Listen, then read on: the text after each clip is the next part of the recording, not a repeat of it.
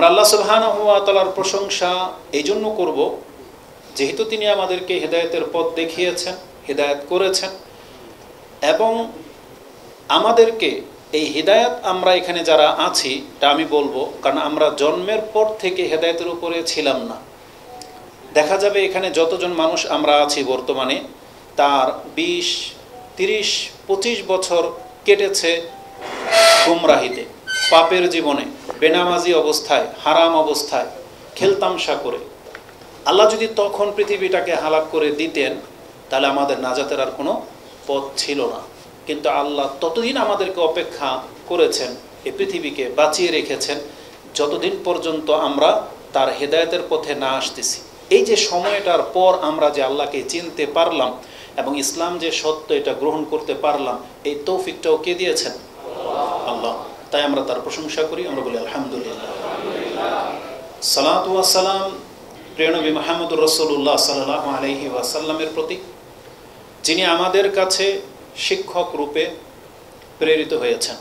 তিনি ছিলেন সুসংবাদদাতা, সতর্ককারী এবং আল্লাহর পক্ষ থেকে একজন দায়ী, আহ্বানকারী, যিনি আমাদেরকে সত্য দিনের দিকে ডেকেছেন, আল্লাহর পরিচয় বলেছেন এবং আমাদেরকে এর উপরেই তিনি রেখে এই পৃথিবী থেকে বিদায় নিয়েছেন।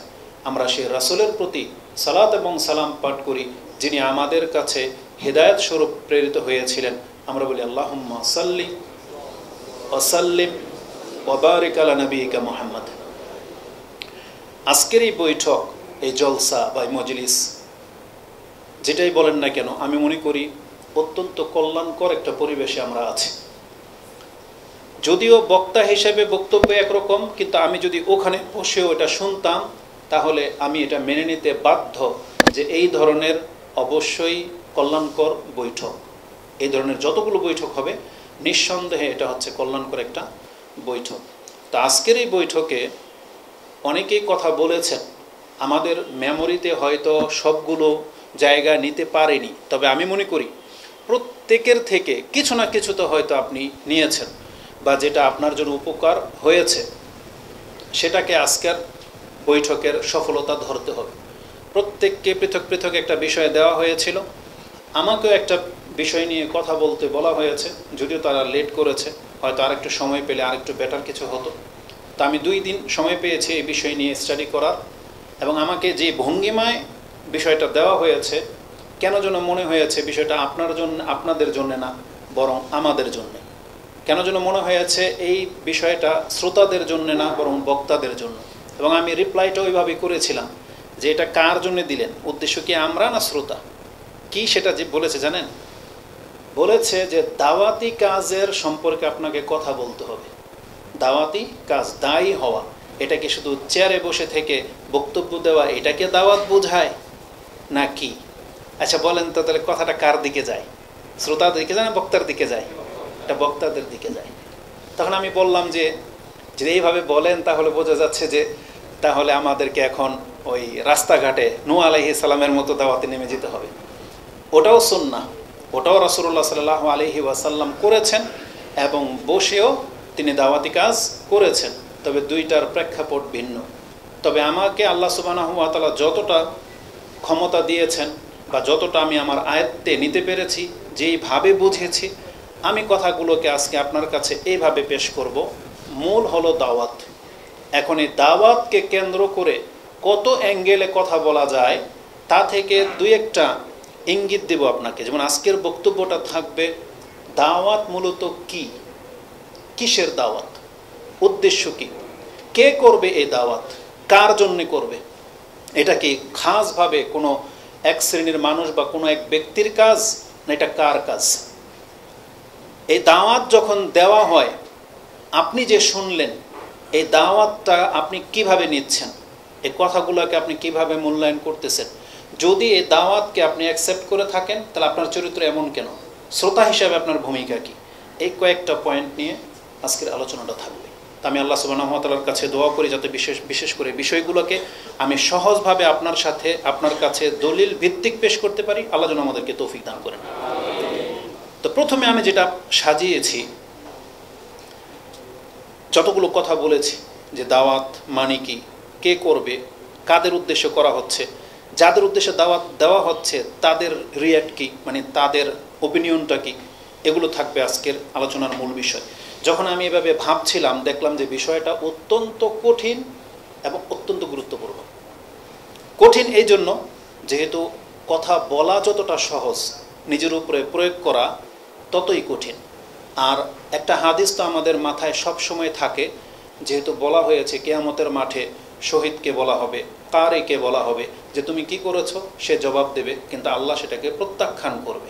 তো আমরা আল্লাহর কাছে দোয়া করি যাদেরটা প্রত্যাখ্যান করা হবে আমরা যেন তাদের অন্তর্ভুক্ত না হই। আমরা যা বলি এটা যেন আমাদের জীবনে এবং আমাদের জাতির জন্য যেন কল্যাণকর হয়, আল্লাহ তুমি কবুল করো। এবং আরেকটা হাদিস খুব বেশি মনে পড়ে আমার লাইফে, সেটা হচ্ছে রাসূল বলেছেন আল্লাহ এই দিনের কাজ করিয়ে নেবে বহু পাপীকে দিয়ে। আল্লাহ সুবহানাহু ওয়া তাআলা ইসলামের কাজ করিয়ে নেবেন, আবার অনেক পাপীকে দিয়েও করিয়ে নেবেন, অথচ লোকটা জাহান্নামী, কিন্তু তার দ্বারা ইসলামের অনেক বড় খেদমত হবে। আপনারা ভয় পান কিনা জানি না, এই কথা কিন্তু আমি অনেক ভয় পাই, কারণ আমরা তো আমাদের নেচার জানি, আমাদের রবও জানি। আমরা এখান থেকে মুক্ত না, মানে আমি মুক্ত না, যে আমি নিজেকে সাফাই গাচ্ছি না।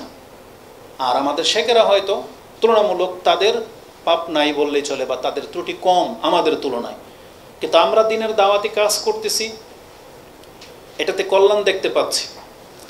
আমি আমার সম্পর্কে বলি, যেহেতু এটা দাওয়াতি ক্লাস, তো এখানে অনেক গোপন বিষয় আছে, প্রকাশ করাটা আমি দোষণীয় মনে করি না।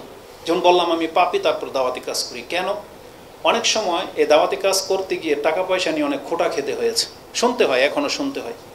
কিছুদিন আগে তো পাবনার এক মসজিদের লোক 4000 টাকা খুতবাই দিয়েছে, কথা প্রকাশ্যে সে নেটে বলেছে যে 4000 টাকা দিয়েছি, তাও তার হয় নাই, অথচ আমি গিয়েছি নারায়ণগঞ্জ থেকে। যাই হোক, এই যে খোটাগুলো দেয়, তখন এক পর্যায়ে ইচ্ছা হয় যে আর বক্তব্যই করব না। কেন? আমরা অত ধনীও না, আবার একেবারে মাটিতে গড়াগড়ি না খেয়ে গড়াগড়ি করা ব্যক্তিও না। আমরা ছোট থেকে আলহামদুলিল্লাহ একটা পজিশনে বড় হয়েছি, অভাব খুব কমই আমাদের জীবনে এসেছে আলহামদুলিল্লাহ। তার মানে আমি বোঝাতে চেয়েছি, যদি আমি দাওয়াতি ফিল্ডে এইভাবে কাজ নাও করি, তার মানে আমার সংসার চলে যাবে, আল্লাহ চালাবেন, যেভাবে আপনাদের অনেকেই করেন না কিন্তু চলে যাচ্ছে। কিন্তু কেন দাওয়াতি কাজ করি, এখন পর্যন্ত টিকে আছি বা করতে হবে আমাকে বক্তব্য, মানুষ যতই লানতান করুক না কেন। অনেক মানুষ আছে যে আমাদের সার্টিফিকেট নিয়ে আমাদেরকে তিরস্কার করেছে, উচ্চারণ নিয়ে আমাকে তিরস্কার করা হয়, আমি মেনে নিয়েছি। তারপরেও কেন দাওয়াতি কাজ করতেছি বা যতটুকু শেখার চেষ্টা করি, আমি দেখতে পাচ্ছি বক্তব্য করতে হবে এই ইন্টেনশন থাকার কারণে যতটুকু আমি পড়ালেখা করি, যদি বক্তব্য আমাকে না করতে হয়, দেখা যাবে যে আমি হয়তো সাতটা পার হয়ে যাবে, আমি কিতাবের মধ্যে হাতই দেব। তাহলে বর্তমানে অন্যের নেগেটিভ কথা শোনার মাধ্যমে যে ক্ষতিটা আমার হয়, তার চাইতে অনেক বড় ক্ষতি হবে যখন আমি দাওয়াতি কাজ থেকে সরে যাব। এমনও হতে পারে যে ইবাদতগুলো আমি হাদিস জানার কারণে আমল করি বাধ্য হয়ে, হয়তো সেটা তখন আর করব না, তখন ইবাদতের মধ্যে শিথিলতা চলে আসবে। তার মানে আমি যেটা বোঝাতে চাচ্ছি আমাকে দিয়ে, যা দাওয়াতি কাজ যেই ব্যক্তি করবেন, আপনার লাইফটা সাধারণ লাইফ থাকবে না, আপনি বাধ্য হবেন কোনো কারণে ইবাদত করতে। আপনার অলসতা লাগবে, কিন্তু আপনার ইলমের কারণে, আপনার জ্ঞানের কারণে আল্লাহর কাছে জবাবদিহিতার একটা ব্যাপার চলে আসবে, তখন আপনার অনিচ্ছা হওয়া সত্ত্বেও সেই ইবাদতটা আপনি করবেন। দ্বিতীয় আরেকটা দিক হচ্ছে, অনেক পাপ আপনার দ্বারা থেমে যাবে, কারণ আপনি ফিল্ডে কথা বলেন, সবাই আপনাকে চিনে, ইসলামিক একটা প্রচার প্রসার বা একটা মুসলিম হিসেবে আপনাকে চিনে। যেহেতু আমাদের অধিকাংশ পুরা বাংলাদেশের মানুষ কিন্তু মুসলিম না, হিন্দুরা যদি আমাদেরকে মুসলমান মনে করতো, তাহলে আমাদেরকে দেখলে ও 7 গ্লাস পানি খেত, ওই রাস্তা ছেড়ে দিত। কিন্তু হিন্দুরা আমাদেরকে ওদের মতো ধর্মের অন্য একটা ধর্মের লোক মনে করে, কিন্তু আমাদেরকে মুসলমান মনে করে না। ওই মুসলিম, যেই মুসলিম রাসূলুল্লাহ সাল্লাল্লাহু আলাইহি ওয়াসাল্লাম ছেড়ে গেছে, ওই মুসলিম অন্তত আমরা না। আমরা ওদের মতো একটা ধর্ম, মুসলমান আর এক ধর্মের অনুসারী আমরা, এই জন্য ওরা আমাদেরকে ভয় পায় না, বা আমাদের চরিত্র ওদের চরিত্রে কোনো বেমিল পায় না, একই রকম। যেমন হিন্দু দাড়িহীন, মুসলিমও দাড়িহীন। হিন্দু ইবাদত করে না তার দেবতার, মুসলিমও ইবাদত করে না আল্লাহর। হিন্দু মিথ্যা বলতে দ্বিধা করে না, মুসলিম তার চেয়ে বড় বাটপার, তাই না? তো হিন্দু দেখতেছে যে এটা আমাদের মতোই সিমিলারিটি, আরেকটা ধর্ম, এদেরকে ভয় পাওয়ার কিছু নেই। এরা হয়তো বাংলাদেশ সংখ্যায় বেশি, আমরা ইন্ডিয়াতে সংখ্যায় বেশি, এটা হচ্ছে ওদের টেন্ডেন্সি। কিন্তু প্রকৃত মুসলিমদের পাশে যদি কোনো হিন্দু যেত, তখনও বুঝতে পারতো যে কেন যেন মনে হচ্ছে আমি ভুল পথে আছি, এই লোকটা হক পথে আছে। কেন? কারণ প্রকৃত মুসলিম যখন মিথ্যা বলবে না, প্রকৃত মুসলিম যখন তাকে ধোঁকা দেবে না, প্রকৃত মুসলিম যখন তার রবের ডাকে সাড়া দেবে, তার রবের কাছে দোয়া করবে, ওর কলিজা তো তখনই গলে যাবে যে সে কার কাছে বিচার দিচ্ছে। কিন্তু আমরা এটা করি না, এজন্য আমাদেরকে দেখে অমুসলিমরা ভয় পায় না। তো আমি শুরুতেই কথাগুলো এই জন্য বলতেছি, মূল বিষয়টা হচ্ছে, থিমটা এরকম হবে, আপনি যদি দাওয়াতি কাজ করেন, একটা আপনার এলেম বাড়বে, ইবাদতও বাড়বে, এবং আপনার পাপ কমবে। সেটা কিসের ভিত্তিতে? শুধুমাত্র অন্যের তানা তিরস্কারের ভিত্তিতে, যে আমি যে কথা বললাম, বড় বড় কথা বলি, তা আমার লগের বন্ধুরাই তো আমাকে তিরস্কার করবে, এই শুধু বক্তাই বা বলেই, হাদিস বলে, কিন্তু আমল নাই। যেমন আজকে একটা সময় বলেছিলাম যে আমরা সবাই বিয়ে করব, বিয়ে দিব, কারো বোন বিয়ে দিবেন, কেউ বিয়ে, কারো ভাই বা বন্ধু বিয়ে করবেন, বলতেছেন যে ওর কাছেই বলতেছেন যে আমার জন্য একটা ভালো পাত্রী দেখো, বা আপনি আপনার বোন সম্পর্কে বলতেছেন এমন ছেলেকে যে বিয়ের জন্য পাত্রী খুঁজতেছে, বলতেছেন আমার বোনের জন্য একটা ভালো পাত্র দেখো। তাহলে আপনি ওকে কেন দিলেন না? ওকে কেন আপনি যোগ্য মনে করতেছেন? ও কেন আপনার বোনকে বিয়ে করতে চাচ্ছে না? তার মানে আপনাদের দুইজনের সম্পর্কটা কি? মূলত সে যে ক্যাটাগরির চাচ্ছে, আপনি সেই যোগ্যতায় আসতে পারেন নাই। যদিও বন্ধু, মুখ চিনা, অনেক কাজে হেল্প হয়, সেই জন্য সে বন্ধুত্ব ছাড়তে পারতেছে না, কিন্তু চরিত্রগতভাবে সে আপনাকে অ্যাকসেপ্টও করতে পারতেছে না। তাহলে আমরা এই চরিত্রের কেন? তো এই জিনিসগুলো থেমে যাবে দাওয়াতি কাজ করলে, এটা হচ্ছে সবচেয়ে বড় দিক। এই জন্য আমি এখন পর্যন্ত বক্তব্যে টিকে আছি, নাহলে বহু আগেই আমি হয়তো বক্তব্য ছেড়ে দিতাম। কারণ মানুষের এই সমস্ত নোংরামি, এই টিটকারিমূলক কথা, এটা সহ্য হয় না। তবে তারপর আলহামদুলিল্লাহ, ভিউর ব্যাপার যদি বলেন, আমি একদিন দেখেছিলাম শেখ সুদাইস হাফেজাহুল্লাহ, তার এক বক্তব্যের মধ্যে 25K হচ্ছে লাইক, তার মধ্যে 8K হচ্ছে আনলাইক। কার বক্তব্যে? কাবার ইমাম, একজন কাবার ইমাম, যার কেরাত হাজারো মানুষ পছন্দ করে, কিন্তু তার বক্তব্যের মধ্যে কত হাজার আনলাইক? 8,000। তা আমি চিন্তা করে দেখলাম যে কাবা শরীফের ইমামেরও যদি 8 লাখ শত্রু থাকতে পারে, 8,000, তাহলে আমি মাহমুদের শত্রু যদি পুরো বাংলা হয়ে যায়, এটা বিস্ময়কর কোনো ব্যাপার না। এটা একটা আমার নজরে এখনও আছে। আরেকটা দৃষ্টিভঙ্গি হচ্ছে, তৎ সময় দেখেছি ল্যাংটার মেলা হচ্ছে, আর মানুষ লাইন ধরে ল্যাংটার মেলায় যাচ্ছে, তখন আমি এই দাওয়াতি কাজে বা বক্তব্যে জমে গেলাম। কেন? বুঝতে পেরেছি যে যেই দেশে ল্যাংটারও মুরিদ থাকে, ল্যাংটাকে মেনে নেওয়ার মতো লোক আছে, ইনশাল্লাহ আমার কথা গ্রহণযোগ্যতা পাবে, এরকম হাজারো মানুষ আমি পাবো। যদি সে ল্যাংটা হওয়ার পরে অনুসারী পায়, তাহলে আমি কোরআন হাদিস বলে অনুসারী পাবো না? আলহামদুলিল্লাহ আমাদের কথা ভালো পাচ্ছেন, এবং আমার বক্তব্য যারা নিয়মিত শোনেন বা দেখেন টাইমলাইনে, আপনি প্রমাণ করতে পারবেন না যে কোনো একটা বক্তব্যে হয় কোরআন হাদিস ছাড়া নিজের ব্যক্তিগত কোনো যুক্তি আমি পেশ করেছি। এটা আমার চরিত্রে নাই, বরং আমি আজ পর্যন্ত কোনো কবিতাও মুখস্থ করিনি। অনেকে আছে না, দেখবেন না বক্তব্যে শের শায়রি বলে, আমি বলি না। কেন? আমি চেষ্টা করলে পারবো না? পারবো, কিন্তু আমি বলি না। কারণ আমি আজকের বক্তব্যটাই দাওয়াত নিয়ে লিখেছি, তাতে আমি 2 ঘন্টা কভার করতে পারবো না। এখানে হাদিস কোরআন ছাড়ার একটা কথাও নেই। তারপরও তো সেখানে আমাকে শের শায়রি লাগাইতে হবে কেন, যেখানে কোরআনে যথেষ্ট কথা আছে? বরং এই মর্মেই তো কোরআনটাই তো দাওয়াতের কিতাব, তাই না? এই দাওয়াতটা কে দিয়েছে? আল্লাহ সুবহানাহু ওয়া তাআলা। স্বয়ং আল্লাহ দাওয়াত দিয়েছেন এই বাক্যগুলো দিয়ে। তা আল্লাহর চাইতে রাসূলুল্লাহ সাল্লাল্লাহু আলাইহি ওয়াসাল্লামের এত শত হাদিস থাকতে আর কার কথার প্রয়োজন হতে পারে? আমি মনে করি এর বিকল্প কিছু নাই। তবে অন্যের কথা আসতে পারে সহায়ক হিসেবে, অর্থটা বোঝার জন্য। যেমন আমাদের ভাই একটু আগে বক্তব্য করে গেছেন ওয়াসিউজ্জামান, তিনি ইবনে তাইমিয়া রাহিমাহুল্লাহর একটা উক্তি করেছেন যে তিনি ইবাদতের সংজ্ঞা এই করেছেন, যে ইবাদতের সংজ্ঞা কি? যে আল্লাহ এবং তার রাসূলের কথা মোতাবিক আপনাকে ইবাদত করে যাওয়া, প্রকাশ্য হোক গোপন হোক। আল্লাহর ইবাদত করা রাসূল সাল্লাল্লাহু আলাইহি ওয়াসাল্লামের থিওরি অনুযায়ী, কথার মাধ্যমে হোক, দেহের মাধ্যমে হোক, অর্থের মাধ্যমে হোক, প্রকাশ্য হোক অথবা গোপনীয় হোক, এগুলো হচ্ছে ইবাদতের সংজ্ঞা করেছেন। তাহলে বোঝার জন্য আমরা ইবনে তাইমিয়া, বিন বাজ অথবা শেখ সালেহ আল উসাইমিন অথবা 4 ইমাম, ইমাম আবু হানিফা, ইমাম শাফি, মালিক, হাম্বলি বা আবু হুরায়রা, উমুক তাবি, ইবনে আব্বাস, তাদের কথা আমরা টানতে পারি কিসের ভিত্তিতে? বোঝার জন্য যে এই আয়াতের অর্থ এটা। যেমন এখানে একটা আমি উক্তি টানবো, মূল কি? কোরআন এবং হাদিস। এটা গেল একটা। দ্বিতীয় আরেকটা দিক আমি আপনাকে বলি, আজকের দাওয়াতের আমার মেসেজ যেটা থাকবে, আমি প্রতিনিয়ত দেখি, আমি তো মেট্রিক পরীক্ষা দিয়ে চলে গিয়েছিলাম সৌদি আরব। মেট্রিক পর্যন্ত স্কুলের মধ্যে আমি ছিলাম বাজে ছাত্র, আর আমাদের ফ্রেন্ড সার্কেল প্রত্যেকটা ছিল টপ লেভেলের। ওদের মেধা, ওদের যোগ্যতা, 30 জন একটা গ্রুপই ছিল। ওরা সবাই মোটামুটি বর্তমানে হয়তো ব্যাংকার, কেউ ইউরোপে আছে, কেউ বড় বিজনেসম্যান হয়ে গেছে। আমি যেহেতু ওই যে সবচেয়ে দুর্বল বা অযোগ্য, এই জন্য আমি হয়তো হুজুর হয়েছি, বুঝেন না? মানে যেটা আমাদের সমাজের কি মানে থিওরি, যে বিচক্ষণগুলো ইঞ্জিনিয়ার হয়, ডাক্তার হয়, অনেক কিছু হয়। তবে আমি কিছুই হইতে পারি নাই। তবে আমার রবের অনুগ্রহ যে আমি সৌদি আরবের মতো জায়গায় যেতে পেরেছিলাম, শেখ মতিউর রহমান মাদানী হাফেজাহুল্লাহকে কাছে পেয়েছিলাম, আর আল্লাহ চেয়েছেন আমাকে হেদায়েত করবেন, হয়তো তাই আমি আজকে হুজুর হয়ে আপনাদের সামনে দাঁড়িয়েছি।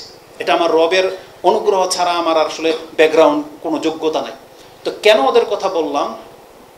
আমার বক্তব্য যার কাছে ভালো লাগে, যদি মনে করেন যে আমি কথা বলতে পারি, আমি মনে করি আপনি তার চেয়ে বেশি বেটার করে বলতে পারেন। কারণ আপনি তো একটা টপ ছাত্র, তাই না? ক্লাসের ভালো ছাত্র। আপনি যেহেতু জেনারেলের মধ্যে ভালো টপ করে দেখাতে পারতেছেন, আমি মনে করি আপনার রবের কথা তার চেয়েও সহজ। এটাকে আপনি মানেন কি মানেন না? আল্লাহ বলেছেন এই কথা, কোরআন তার চেয়েও সহজ। যেই অঙ্ক, যেই থিওরি, যে সিস্টেম নিয়ে আপনার মাথাকে হ্যাং করে দেয়, সেই বিদ্যাতে আপনি যেহেতু 1 থেকে 10-এর মধ্যে আছেন, আপনার রবের চাইতে সহজ ভাষায় কথা না কেউ আজ পর্যন্ত বলতে পেরেছে, না বলতে পারবে। মুহাম্মদুর রাসূলুল্লাহ সাল্লাল্লাহু আলাইহি সাল্লাম তিনি বিষয়টাকে যত সুন্দর করে ব্যক্ত করেছেন তার ব্যক্তিগত আমলে এবং তার ভাষায়, না পৃথিবীর কোনো মানুষ এর চাইতে সুন্দর করে আপনাকে বুঝাইতে পারবে। তাহলে যার কথা স্পষ্ট, সহজ, সংক্ষিপ্ত, তাহলে তার কথা মুখস্থ করে এটাকে নকল করে বলা, এটা এমন কি ব্যাপার? আমি মনে করি এটা কোনো ব্যাপার না। আপনি শুরু করেন, আপনি পারবেন, আপনি আরও বেটার বক্তব্য করতে পারবেন, এটা আমার বিশ্বাস। যদি আপনাকে কাউকে অনুসরণ করতে হয় বা হিংসা লাগাইতে হয়, তাইলে আমাদের মতো কাউকে দেখবেন। জামশেদ মজুমদার আছে, এই যে ওসিউজ্জামান, তারপরে সাবিক আছে, সুবহানাল্লাহ, তারা সবাই অনেক যোগ্য এবং ভাষাগত জ্ঞান তাদের আছে এবং কথা বলার ধরন তাদের ভালো। এরকমের যেমন জাকির নায়েক, যাদেরকে আপনি একজন যোগ্যবান মনে করেন, তাকে সামনে রাখেন এবং আপনি বলবেন উনি পারলে আমি কেন পারবো। আপনাকে আরেকটা কথা বলি, আমি বক্তব্য ফিল্ডার আসার আগে আমি যখন নিচে বসে, এটা একটা হিংসামূলক কথা বলি, আমি যখন নিচে বসে কথা শুনতাম না, এমন বহু বক্তার বক্তব্য আমি শুনেছি যার আগামাথা মিল নাই, কিন্তু সে ওয়াইজ, আর কি যে বলে মানে মিল পাচ্ছি না। তখন আমার কাছে আফসোস হতো যে এই যে বিষয়টা নিয়ে কথা বলতেছে, তুমি এইভাবে না বলে কোরআনের এই আয়াতটা তো বলতে পারতো, এখানে সে একটা যুক্তি বা একটা কিচ্ছা লাগিয়ে দিল। ওই তখন থেকে আমি নিজে নিজে বাসায় কিন্তু প্র্যাকটিস করতাম, যা দেখে আমি এই বিষয়টা নিয়ে নিজে নিজে নোট করতাম। আমি কোনোদিন জানতাম না যে আমার এই বক্তব্য পেশ করার মতন কোনোদিন এই সুযোগ আমি পাবো, কিন্তু আমার নোট আমি আগে থেকেই সৌদি আরব থাকতেই তৈরি করতাম। শেখ মতিউর মাদানী হাফেজাহুল্লাহ তিনি যখন ব্যস্ত থাকতেন, ওনার বা কথা বলার প্রয়োজন হতো, উনি ওনার কম্পিউটার থেকে একটা বিষয় দিত যে কী বিষয় নিয়ে তুমি কথা বলতে চাও। তওবা, মানে যেগুলো সহজ, যেগুলো হয়তো ফতুয়ার ব্যাপার না, এই সব বিষয় নিয়ে কথা বলতাম এবং নোট তৈরি করতাম। কি থাকতো, আপনি শুরুই করবেন একটা আয়াত দিয়ে, কোন আয়াতটা এই বিষয়ে আপনি জানেন, ওই আয়াতের তাফসীর পড়েন, দেখবেন ইমামরাই আপনার জন্য সহজ করে দিয়েছে। এই আয়াত রিলেটেড কোরআনের আরও কতগুলো আয়াত সেখানে পেশ করে দিয়েছে, এই রিলেটেড হাদিস তারা পেশ করে দিয়েছে। এখন সেটা আপনি বুঝেন, বোঝার পরে আপনি সেটাকে প্রয়োগ করেন। আর বর্তমানে আরেকটা সহজ আমি রাস্তা পেলাম, আমি মাঝে মাঝে এমনিতেই পরীক্ষামূলক ওই যে চ্যাট জিপিটি যেটাকে বলে না, এটাতে লিখে দেখেছি। গত খুতবা লিখলাম যে গায়রত আর দায় সম্পর্কে আপনি কি জানেন একটু বলেন তো। তোর তথ্যগুলো আমার ভালো লেগেছে, আপাতত আমার ভালো লেগেছে। কেন? কারণ আমি দলিলগুলো জানি। কিন্তু ভয় কোন জায়গায়, যা দেবে তাই আপনি ব্যবহার করবেন না, কারণ এখানে ম্যাক্সিমাম হাদিস সহির সাথে দুর্বল এবং জাল হাদিসও কিন্তু সে পেশ করে। তার মানে ওর মেমোরিতে যা দিয়ে দেওয়া হয়েছে ও তো কিন্তু আপনার কাছে তাই দিবে। তাই বলে যে আপনি হাদিস মেরে দিবেন না, এটা করবেন না। কারণ আমি গতকালকের ব্যাপার যেটা বললাম, সে 2-1টা হাদিস পেশ করেছে, তার মধ্যে 2টাই ছিল জয়ীফ। তাহলে আমরা তো সেটা জানি বিদায় বা কম্পিউটারে সার্চ করে দেখতে পাই, এই জন্য ব্যক্ত করি না। তো এটার আপনি সহায়তা নিতে পারেন। নিয়ে যখন সে হাদিস পেশ করবে, হাদিসটাকে একটু যাচাই করে নেবেন যে হাদিসটাকে সহি দিল না দুর্বল দিল। দুর্বল দিলে রেখে দেন, সহি হলে নিয়ে নেন, কিন্তু আপনার নোট করতে সহজ হবে। এইভাবে আপনি দাওয়াতি কাজ করতে পারেন। আমি জাস্ট এটা বোঝাতে চাইলাম, প্রথমে এখানে এই কথাগুলো হয়তো বক্তব্যের ঢুকলে সেটা হয়তো মিস হয়ে যাবে, ছুটে যাবে, কিন্তু আপনাকে উৎসাহিত করার জন্য বললাম। হতে পারে আজকের এই কথাগুলো যদি আপনি অন্তর দিয়ে নেন, আমি মনে করি এখান থেকে 10 জন বক্তা কালকে বেরোবে ইনশাআল্লাহ। এই জন্য আপনারা পিছনে হয়েন না, নিজে নিজে ঘরের ভিতরে একা একা আয়নার সামনে বক্তব্য করবেন, আমাদের ভুল ধরবেন যে হুজুর তো এটা ভুল বলছে, এইটা হবে। আপনি নিজে এটাকে প্রোটেক্ট করার চেষ্টা করেন নিজে নিজে, তাহলে দেখবেন ইনশাআল্লাহ আপনি কিছু জাতিকে দিতে পারবেন। এই জন্য আজকের বক্তব্যের একটা পয়েন্ট হলো দাওয়াতি কাজ করবে কে। এখন দেখেন এখানে আপনার অংশ আছে কিনা। এবার চলুন আমরা দেখি কি নোট করেছে আপনার জন্য। প্রথমে আসুন, আমাদেরকে জানতে হবে এই যে দাওয়াতি কাজ আমরা বলতেছি, এটা একটা দাওয়াতি কাজ। আপনি কি জানেন সেম চেহারার সেম বৈঠক এইরকমই আরও বহু দল, তারাও কিন্তু দাওয়াতি কাজের নামে এই জমিনে কাজ করে যাচ্ছে। শেখ ওসিউজ্জামান তিনি তাওহীদের বক্তব্য করতে গিয়ে কিছু সংগঠনের দিকে ইঙ্গিত করেছেন, যাদেরকে আমরা চিনি, নাম না বললেও আপনারা জানেন। তাদেরটাই হক দল, তারাই হক পথে, তারাই রাষ্ট্র ক্ষমতায় যাবে, এরকমের বহু ভঙ্গিমা নিয়ে তারা মাঠে খুব অ্যাক্টিভের সাথে আছে। হক আর বাতিল বলে যদি কোনো কথা থাকে জেনে নেন, আপনি হক হলে এটা হক হবে না, এটা জেনে রাখেন। আজকের কথা আপনার কাছে তিতা লাগলেও আপনি জেনে নেন, হক 2 রকম জিনিস হক হয় না, হক একটা হবে। হক একটা হবে, হয় গণতন্ত্র হক, সেটা হুজুররা করলে হক, আমলিক বিএনপি করলে না হক। যদি এটা আপনার থিওরি হয়ে থাকে তাহলে আমার কিছু বলার নাই। আর যদি মনে করেন যে না, সালাফি আলেমরা যারা বলতেছে গণতন্ত্র জায়েজই নাই, এই কথা হক হলে গণতন্ত্র যে কেউ করুক সে কোনোদিন হক হইতে পারে না। এই জন্য হক একটাই, আপনাকে সেই ওয়ে দিয়ে এগোইতে হবে। কে হক কে বাতিল, আমি যদি 2টা দলের নাম বলি না, একজনের ফটো আরেকজনের কাছ থেকে পেয়ে যাবেন। ধরে নেন কথার কথা বলে দিই, যদিও রেকর্ডিং হচ্ছে, বাতিল 2টা কথা বলি, বাতিল 2টা দল, দেওয়ানবাগী আর ধরেন চরমোনাই।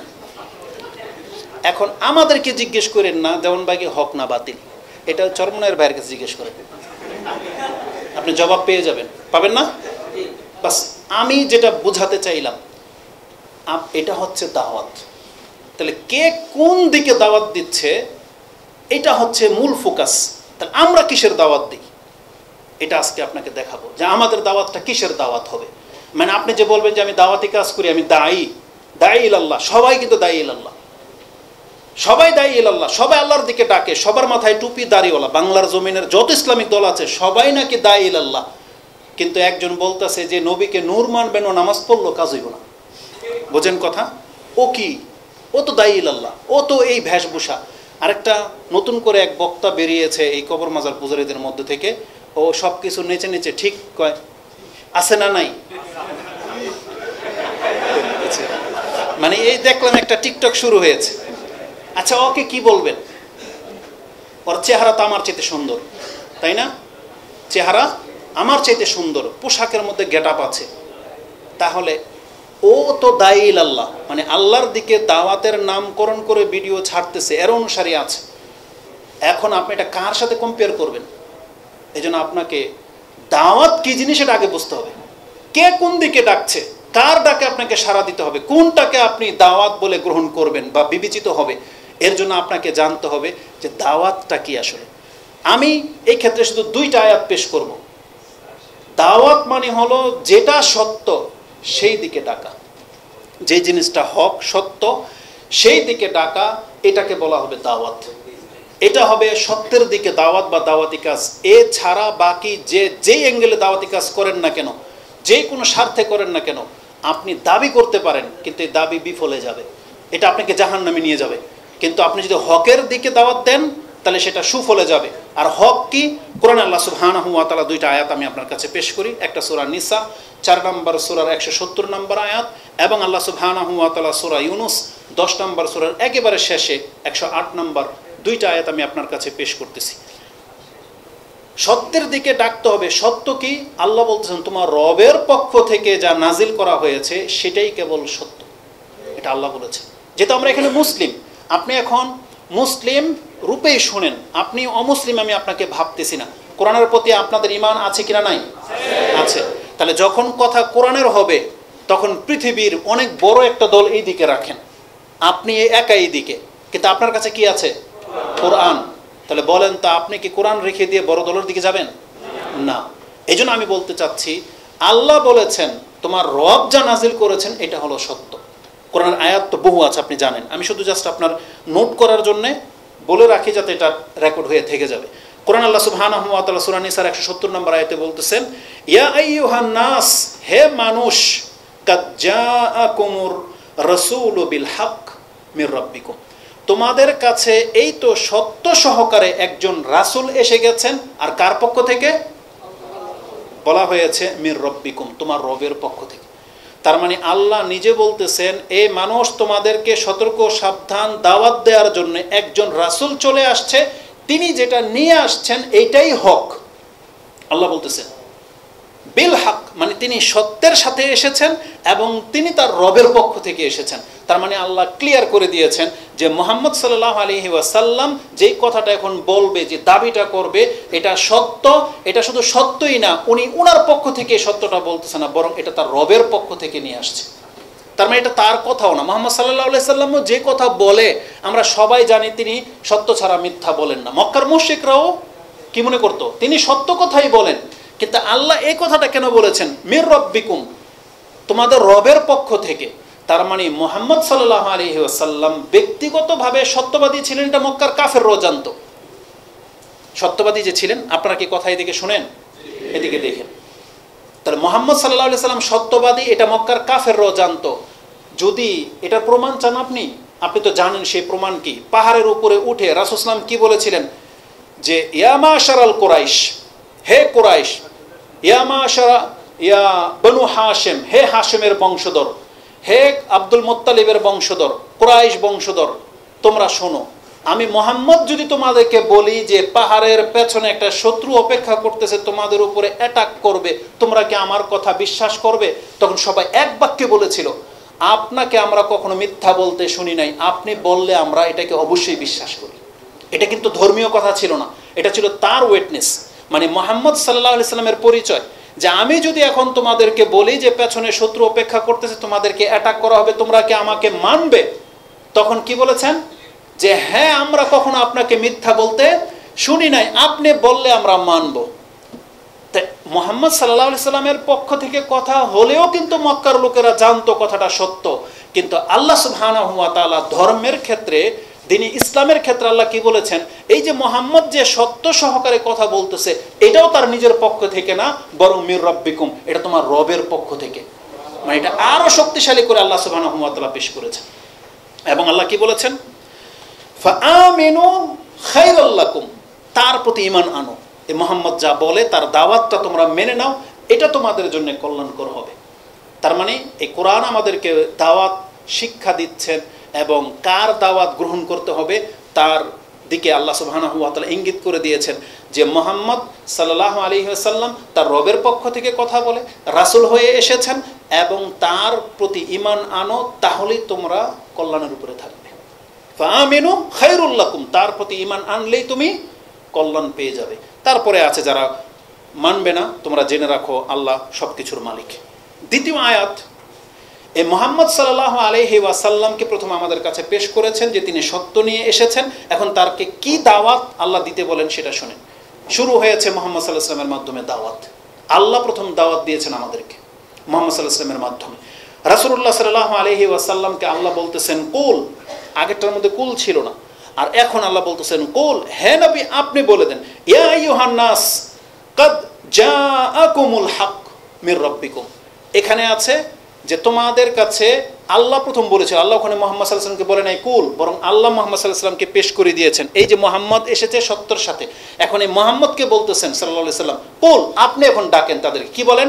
কুল ইয়া আইয়ুহান নাস, ওই কথাটাই যেটা আল্লাহ বলেছেন, হে মানুষ, কাদ জাআকুমুল হাক্কু মির রাব্বিকুম, তোমাদের রবের পক্ষ থেকে সত্য চলে আসছে। এই যে প্রথম ডাক মুহাম্মদ সাল্লাল্লাহু আলাইহি ওয়াসাল্লাম দিলেন, কিসের ডাক? সত্যের ডাক। হকের দিকে আসো, সত্য যেটা সেদিকে আসো। সত্য কি? তাহলে আমরা পেলাম দুইটা আয়াতে, যা আল্লাহর পক্ষ থেকে নাজিল করা হয়েছে, এটাই কেবল সত্য। আর দাওয়াত দিতে হবে আল্লাহর দিকেই, এবং যেই কথাগুলো সত্য, এই সত্য কথা দিয়ে আমাদেরকে দাওয়াতি কাজ করতে হবে। এই আয়াতের মধ্যে আল্লাহ বলেছেন, জানিয়ে দিন ফামান ইহতাদা ফাইন্নামা ইয়াহতাদি লিনাফসি। এখন যেই ব্যক্তি হেদায়েতের পথ গ্রহণ করে নিবে সে মূলত নিজেই হেদায়েত প্রাপ্ত হলো। এখন হেদায়েত পাওয়া মানে কি? আপনাকে সেটাকে গ্রহণ করতে হবে। তাহলে আপনি নিজেই যেন হেদায়েতের পথে আসলেন। তার মানে এখানে আল্লাহ সুবহানাহু ওয়া তাআলা নিজে ক্রেডিট নিচ্ছেন না, মানে আল্লাহ কথা বলতেছে না যে আমি তোমাকে হেদায়েত করলাম তাই তুমি হেদায়েত পেলা, বরং এখানে আল্লাহ বলতেছেন তুমি যদি হেদায়েত পথ গ্রহণ করো তাহলে এটা তুমি তোমার হেদায়েতের কাজই করলা, আল্লাহ আপনার দিকে ঠেলে দিয়েছে, মানে সিদ্ধান্তটা আপনার। যেমন একটু আগে ওসিউজ্জামান ভাই একটা বক্তব্যের মধ্যে এটা বলতেছিল, ওই যে আত্তাকওয়া হা হুনা, এ কথা বলতে গিয়ে তিনি একটা কথা বলেছিলেন যে জুব্বা আর গেঞ্জির উদাহরণ দিয়েছিলেন। আমি তার এই উদাহরণটা নিয়ে নিলাম, কিন্তু সাথে এটাও বলে দেই শয়তান সবসময় আমাদেরকে কুমন্ত্রণা দেয়। এই একই থিওরি কিন্তু পেশ করে বেনামাজি দাড়িহীন ব্যক্তিরাও। যেমন তাকওয়ার মাপকাঠি যদি গেঞ্জি আর জুব্বা না হয়, এটা কথা সত্য। বাস্তবিক কি জুব্বা পরাওয়ালা বেশি তাকওয়াবান হবে আর গেঞ্জি পরা লোক কম তাকওয়াবান হবে? এই কথা সত্য নয়, এটাই ঠিক।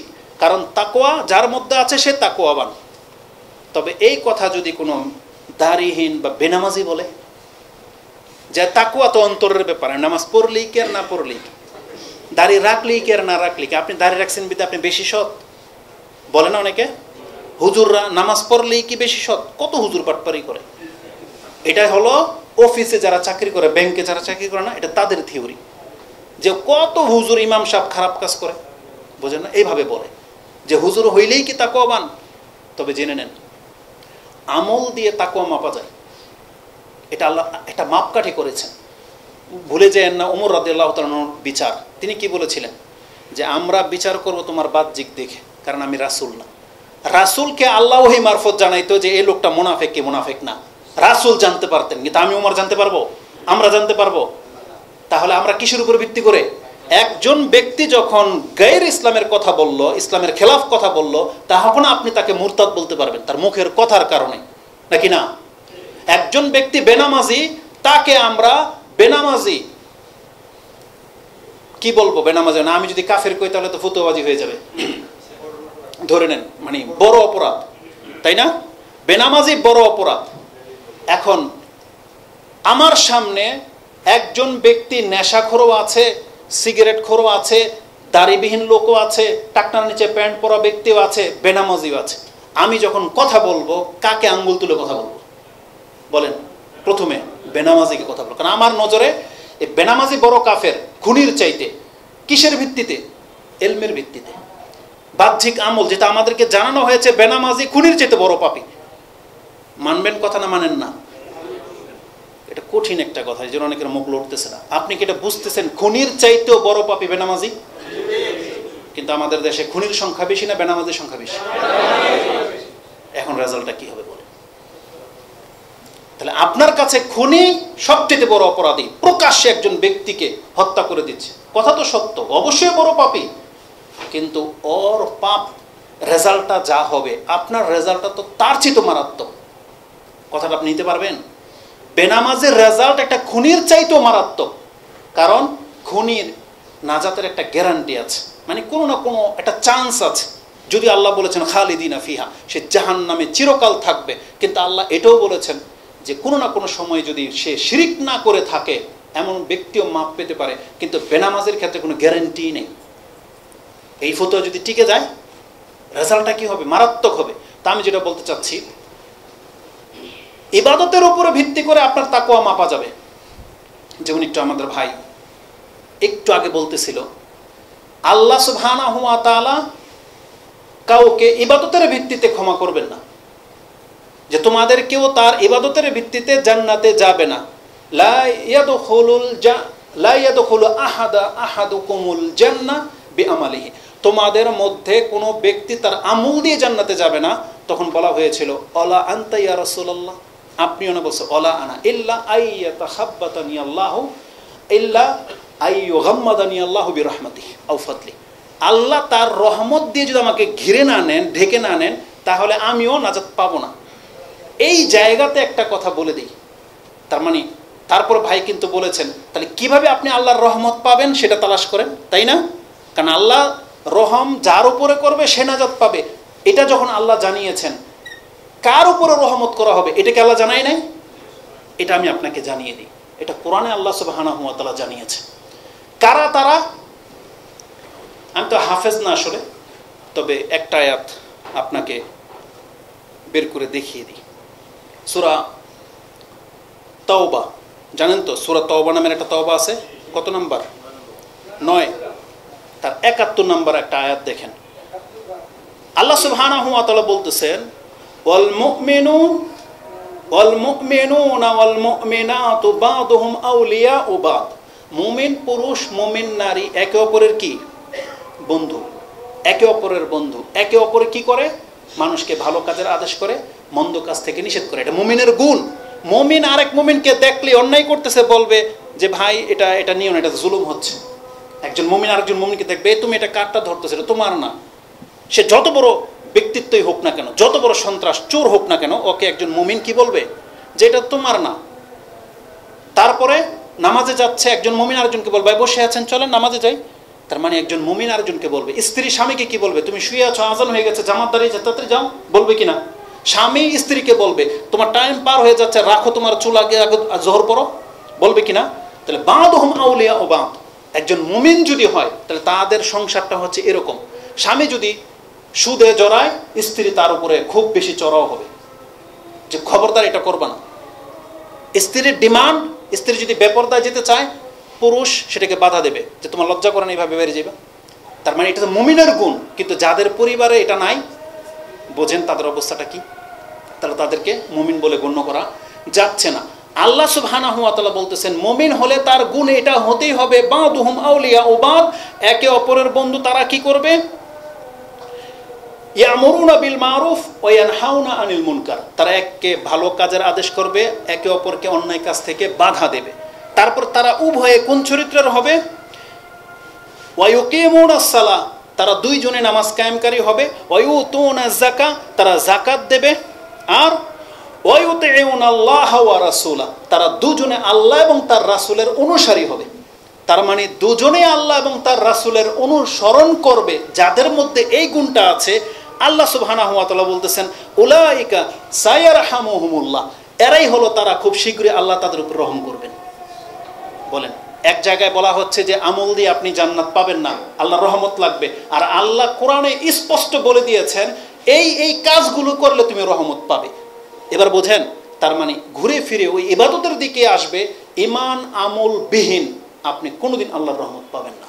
কিন্তু যারা আজকে মুসলিম হয়েছেন, নামাজ পড়তেছেন, ইত্তেবায়ে সুন্নাহর উপরে চলার চেষ্টা করেন, আপনাকে আল্লাহ সুসংবাদ দিচ্ছেন উলাইকা, হ্যাঁ তোমরাই, এরাই যেহেতু বলেছেন আমরা বলবো তোমরাই তারা, সায়ারহামুহুমুল্লাহ, যাদের উপর আল্লাহ সুবহানাহু ওয়া তাআলা রহমত খুব শীঘ্রই, আল্লাহ বলছেন সায়ারহামুহুমুল্লাহ, খুব শীঘ্রই আল্লাহ তোমাদের উপর রহমত করবেন। তাহলে এটা আমাদের প্রত্যাশা। সেই প্রত্যাশা নিয়েই কিন্তু আমরা সালাত আদায় করি। আজকে আপনি দেখতে পাচ্ছেন 5 ওয়াক্ত নামাজ কেউ আসে না, আপনি আসছেন নামাজ পড়তেছেন, কিচ্ছু পাচ্ছেন না। তারা বলে দূর এই নামাজ নষ্ট করতেছে, কাস্টমার ছুটে যাবে, দোকানদার অনেক কিছু পেল। কিন্তু আপনি কি জন্য সালাত পড়লেন? এই জিনিসটার জন্য, সায়ারহামুহুমুল্লাহ, খুব শীঘ্রই আমার রব আমার উপর রহম করবেন। বুঝেন? এই মুহূর্তে আরেকটা আয়াত মনে পড়তেছে, সূরা বাকারাতে আছে।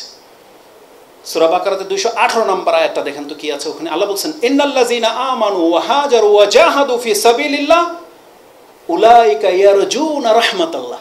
এই যে যারা ঈমান আনলো, জিহাদ করে, হিজরত করে, তাদের প্রত্যাশা কি? আল্লাহ বলতেছেন তারা ইয়ারজুনা রাহমাতাল্লাহ। এটা কেন করে? তারা প্রত্যাশা করে যে আল্লাহ আমার উপর রহম করবে।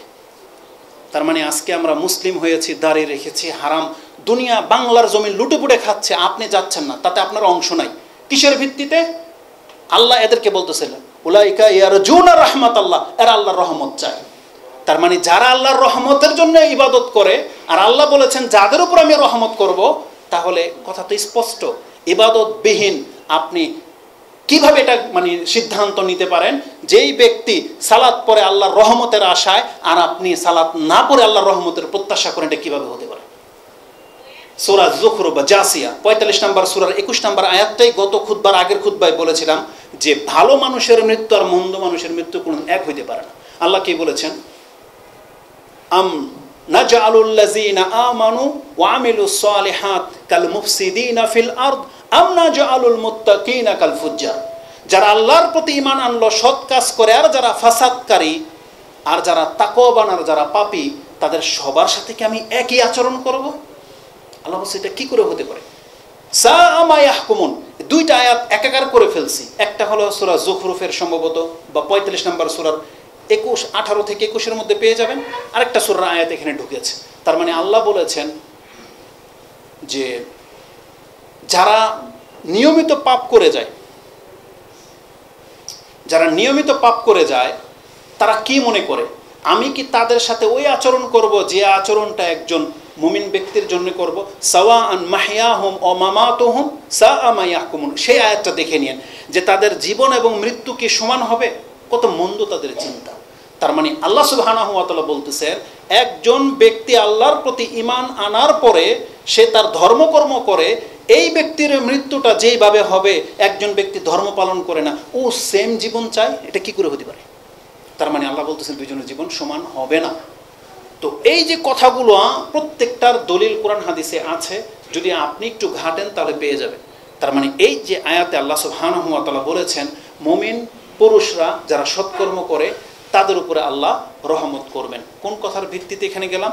যে আল্লাহ সুবহানাহু ওয়া তাআলা বলেছেন যারা হেদায়েতের পথে আসলো সে মূলত নিজের হেদায়েত করলো।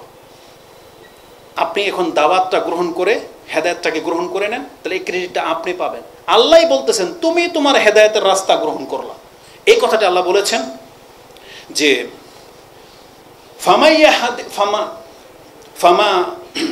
ফামান ইহতাদা ফাইন্নামা ইয়াহতাদি লিনাফসি ওয়া মান দাল্লা ফাইন্নামা ইয়াদিল্লু আলাইহা। আর যেই ব্যক্তি গুমরা থেকে যাবে, এই গুমরাহিটা তার উপরই বর্তাবে। এই কথাগুলো আজকের বক্তব্যের সাথে কোথায় গিয়ে আপনি মিল পাবেন জানেন? শেষের পয়েন্টে। সেটা কি? দাওয়াত যারা দেয় তারা তাদের বক্তব্য ছেড়ে দিয়েছে বাজারে, যেমন আমরা আমাদের বক্তব্য করে ফেলেছি।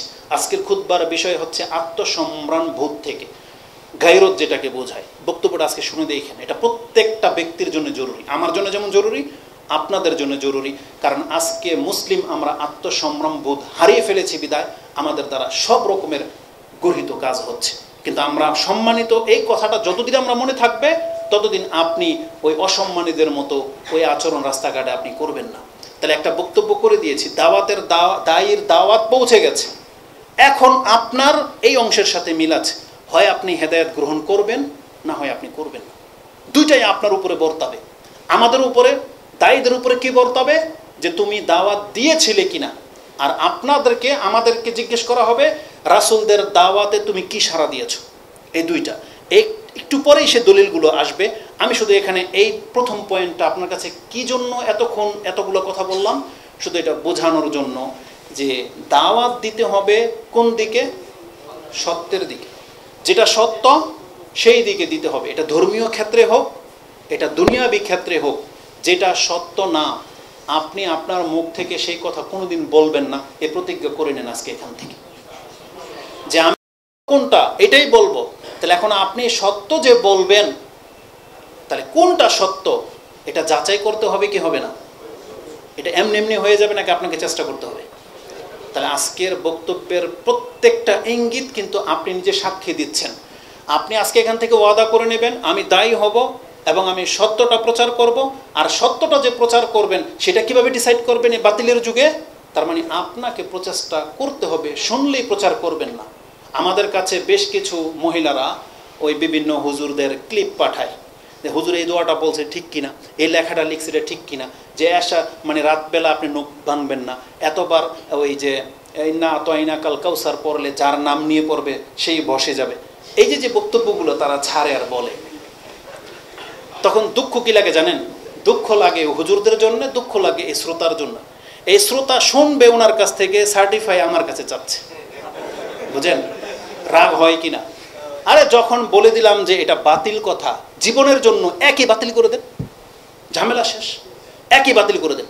যেই ব্যক্তি বলতেছে যে কোরআন শবরাতের দিনও নাজিল হইতে পারে, যে এটা বলছে, আপনারা জানবেন হয়তো ভিডিও ক্লিপ দেখেছেন, ওকে লাইফ থেকে একবার ক্রস করে দেন।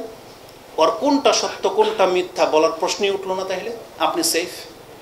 যেই ব্যক্তির কথায় সংশয়, যেই ব্যক্তি বলতেছে যে মুহাম্মদ সাল্লাল্লাহু আলাইহি ওয়াসাল্লাম আপনি চলে যান, খাদিজা যদি জবাব দিতে না পারে আমি আল্লাহ তার জবাব দিয়ে দিচ্ছি, যেই বক্তা এটা বলল, এটার জাস্টিফাই আপনি আমাকে কেন জিজ্ঞেস করবেন, সালাফি আলমকে কেন জিজ্ঞেস করবেন? যে বলছে প্রমাণ যদি হয়ে যায় এটা হাদিসই না, এটা বানোয়াট একটা কথা, তাহলে একে লাইফ থেকে ক্রস মেরে দেন, কিন্তু তাকে আপনি মজা লাগিয়ে নেন কেন? তাহলে আপনি কিভাবে হক জাস্টিফাই করবেন বলেন?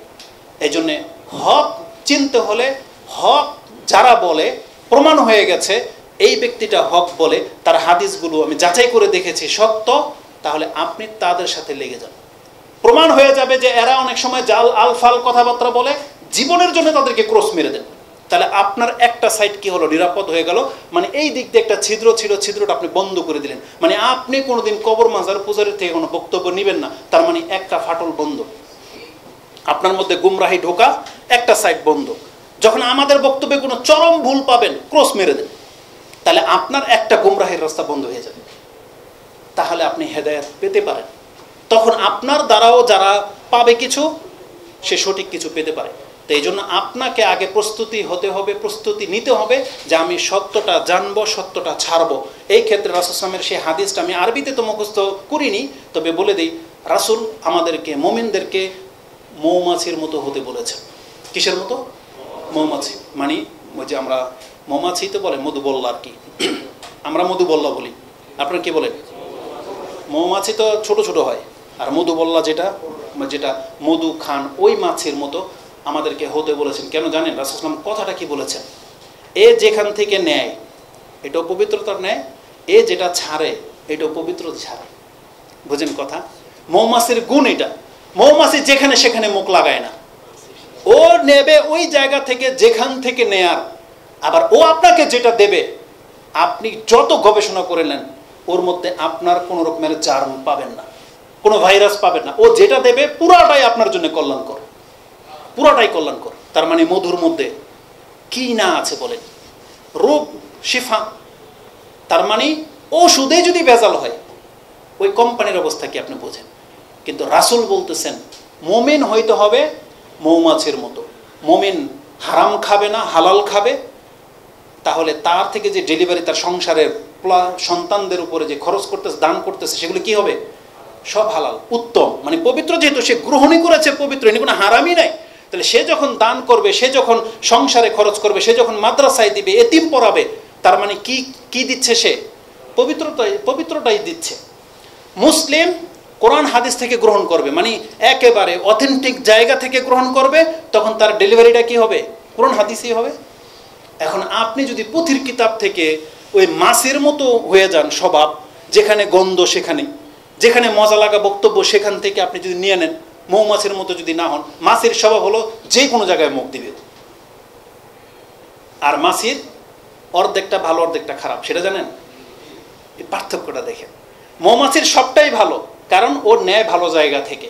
আর যেই ব্যক্তি সব জায়গায় মুখ লাগে, তাকে আল্লাহ সুবহানাহু ওয়া তাআলা একবার বাতিল বলে নাই। হ্যাঁ, বহুত বক্তারা আছে, কোরআন হাদিসও বলে, কিন্তু তার অর্ধেক খারাপ অর্ধেক ভালো। এই জন্য বলছে পানির মধ্যে মাছি পড়ে গেলে কি করতে হয়? এটা ডুবিয়ে দিতে হয়। কেন? তার আরেক পাখনার মধ্যে কি আছে? ভালো কিছু আছে। তো তাই বলে কি আপনি মাছি পড়ুক আপনার পাত্রে, এটা কি পছন্দ করেন? না।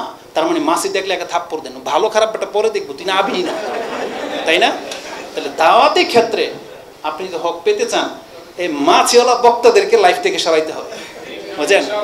যে ব্যান ব্যান করে, ও কল্যাণ দিবে না, ও কল্যাণ দিবে, এটা আপনি দেখারই দরকার নেই, ওর ঘরেই ঢুকতে দিবেন না। তো এটা আমি মনে করি, যদিও কথাটা হাস্যোজ্জ্বল উজ্জ্বলভাবে বললাম, এটা আমাদের মা বোনদের জন্য অনেক বড় একটা মেসেজ থাকবে, যে আপনার ঘরের জন্য মাছি বক্তাটা ঢুকতে পারে। কেন?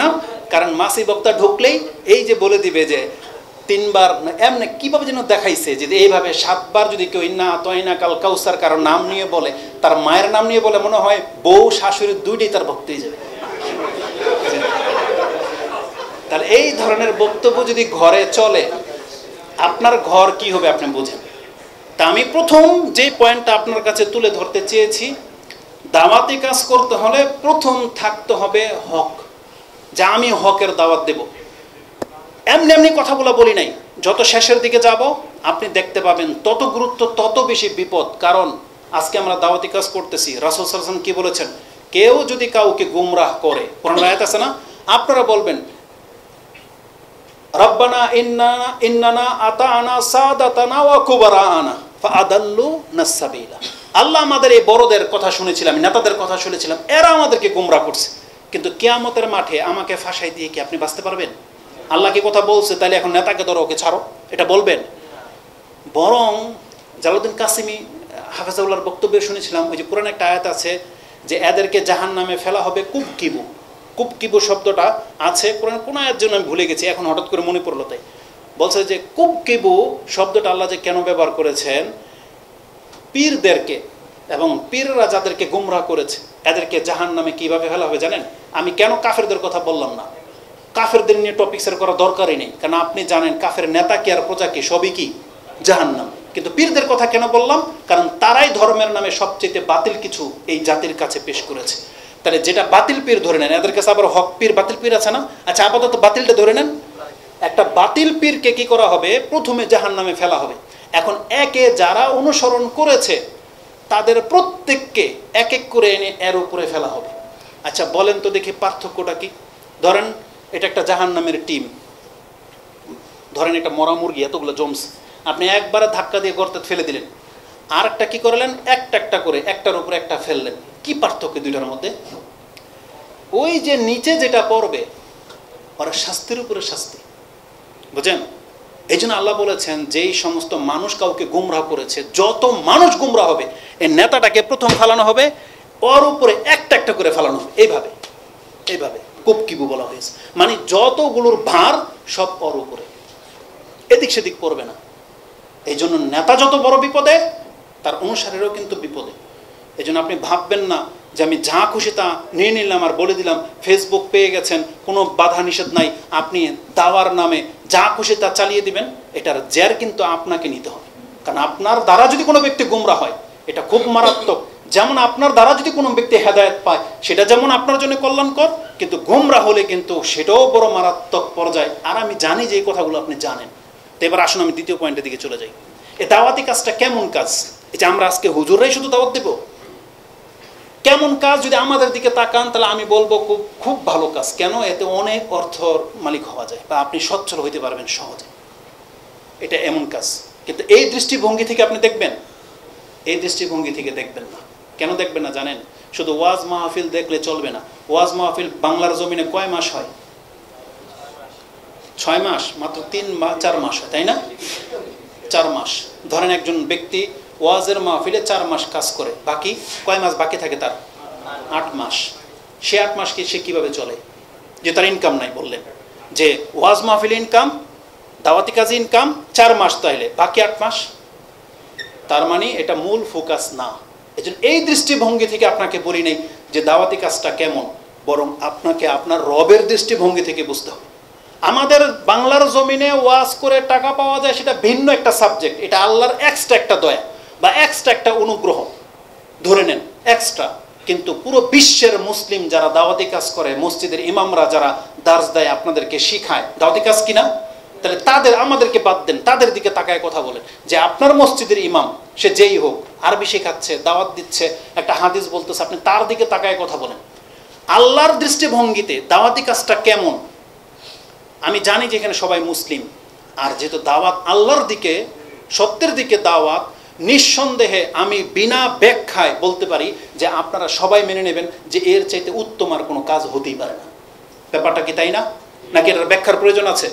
মানে একজন ব্যক্তি মানুষকে আল্লাহর দিকে ডাকবে, ইসলামের দিকে ডাকবে, এর চাইতে উত্তম বিকল্প আর কি কাজ হতে পারে বলেন? ধার প্রান্ত আসবে না। এবার আমি আপনাকে যুক্তি দিয়ে বুঝাবো, দলিল দেব। দলিল কি জানেন? দলিলটা হলো আল্লাহ সুবহানাহু ওয়া তাআলা, আপনি মানুষকে আল্লাহর দিকে ডাকছেন, তাই তো? এর চাইতে বেশি শ্রেষ্ঠ কোনো কাজ নাই।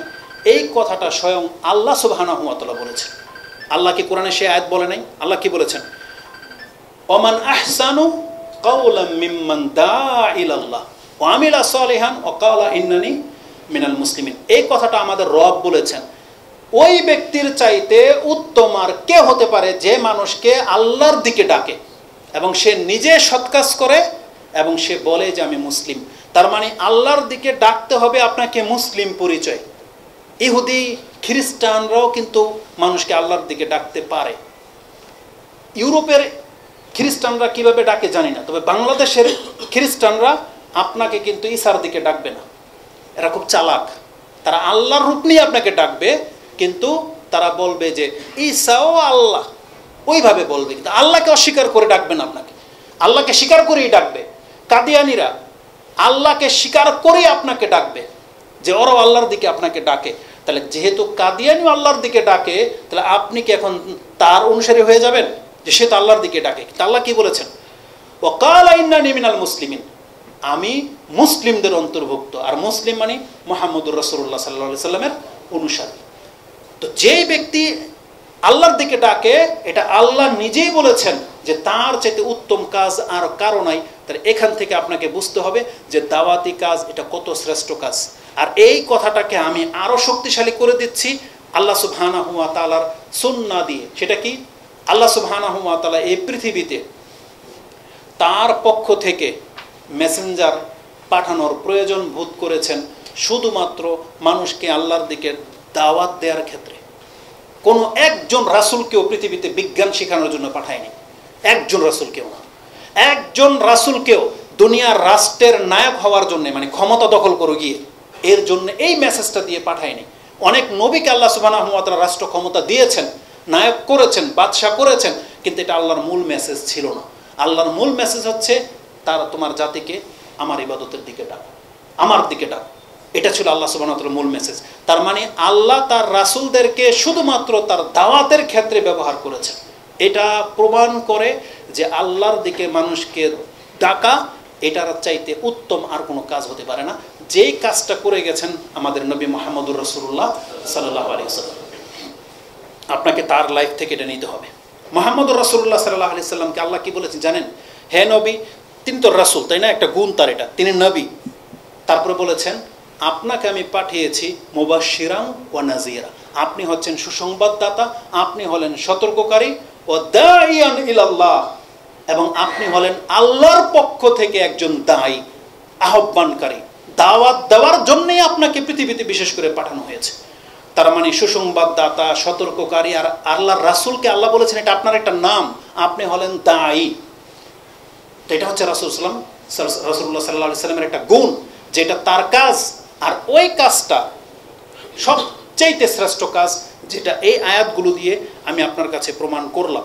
এখন যদি আমি চাই সেই হাদিসটা এখানে বলতে পারি, কোন হাদিস যেটা আলী রাদিয়াল্লাহু তাআলাকে বলা হয়েছিল, তো আমি এটা ফজিলতের দিকে নিয়ে যাচ্ছি। আমি শুধু এখানে আপনাকে দেখাতে চাচ্ছি আল্লাহ সুবহানাহু ওয়া তাআলার দাওয়াতি কাজ করা এটা যে কতটা গুরুত্বপূর্ণ। আল্লাহ সুবহানাহু ওয়া তাআলা কি বলেছেন? ইয়া আইয়ুহার রাসূল বাল্লিগ মা উনজিলা ইলাইকা মির রাব্বিক, আপনার উপরে যে দায়িত্ব এসেছে সেটা আপনি প্রচার করেন। এই যে প্রচার করা, দাওয়াত দেওয়া, এটা ছিল রাসূলের কাজ। আর রাসূলুল্লাহ সাল্লাল্লাহু আলাইহি ওয়াসাল্লাম তার এই কাজটাকে এত সুন্দরভাবে করেছেন। আয়েশা রাদিয়াল্লাহু তাআলা আনহা তিনি কি বলেন জানেন? তিনি কি বলেছেন? আন্না মুহাম্মাদান মান হাদ্দাসাকা, কেউ যদি, কোন ধর্মের লোক, কোন নাস্তিক, কোন পণ্ডিত যদি কোন মুসলিমের কানে এই কথাটা বলে যে আন্না মুহাম্মাদান কাতামা শাইআন, তিনি ধর্মের কোনো কিছু হয়তো গোপন করেছেন, আল্লাহ হয়তো একরকম নাজিল করেছেন, তিনি তার ফেভারে হয়তো আরেক রকম শিক্ষা দিয়েছেন, যেটা নাস্তিকরা বলে যে মুহাম্মদের ফেভারে যা আছে সেইভাবে কোরআনের আয়াত লেখা হয়েছে।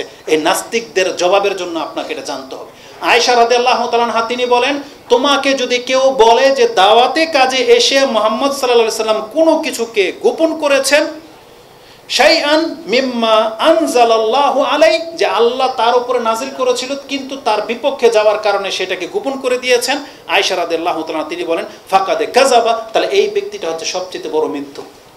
তার মানে মুহাম্মদ সাল্লাল্লাহু আলাইহি সাল্লাম কোনো কিছু গোপন করেন নাই, তিনি আল্লাহর পক্ষ থেকে দায়ী হয়ে এসেছেন এবং দাওয়াত দিয়েছেন। আমি আমার ব্যক্তিগত লাইফে আর একটা ওপিনিয়ন আপনার কাছে এখানে শেয়ার করে, আমি জানি আপনার ভালো লাগবে, এটা বক্তব্যের সাথে রিলেটেড না।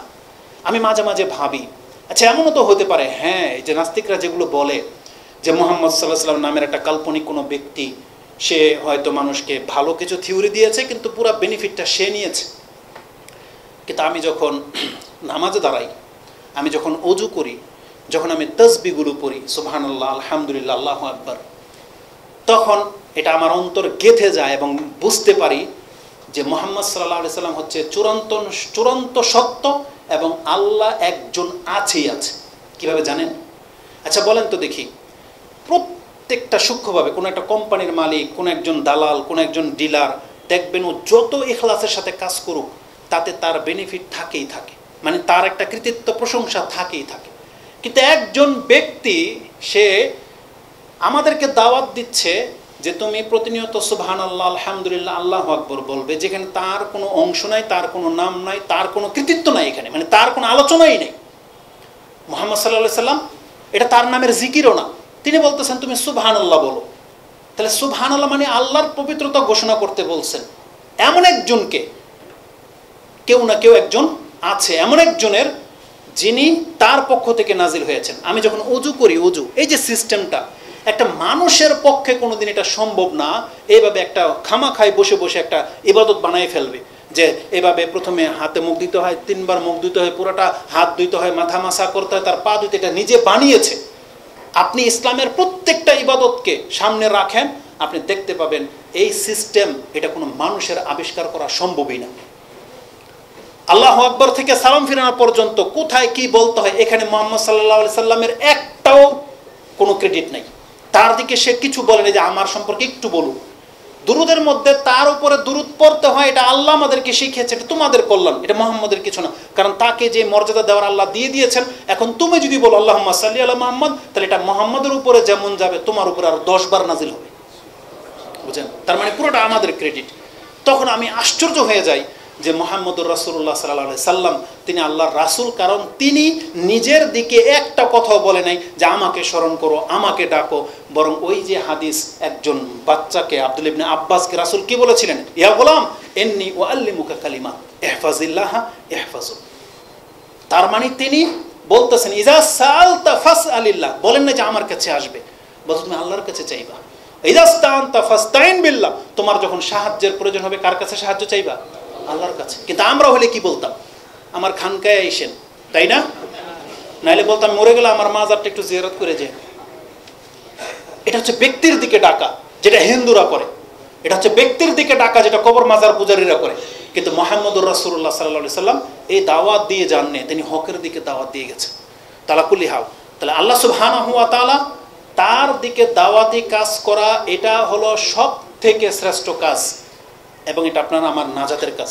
এটা বলে দিই, এটা আপনার আমার নাজাতের কাজ। প্রথমটা তো আপনি একসাথে মিলে গেছে যে হ্যাঁ আল্লাহর দিকে দাওয়াত দেওয়া এটা অনেক ভালো কাজ, কিন্তু আপনি কি জানেন এর মধ্যে আপনার আমার নাজাত না হয় ধ্বংস আছে? যারা দাওয়াতি কাজ করে না, আপনি জেনে নেন ওই জাতির জন্য ধ্বংস অনিবার্য, তার ব্যক্তির জন্য ধ্বংস অনিবার্য। মুহাম্মদুর রাসূলুল্লাহ সাল্লাল্লাহু আলাইহি ওয়াসাল্লাম নিজে বলতেছেন, সেটা আপনি কোথায় পাবেন? সূরা জিনের মধ্যে পেয়ে যাবেন।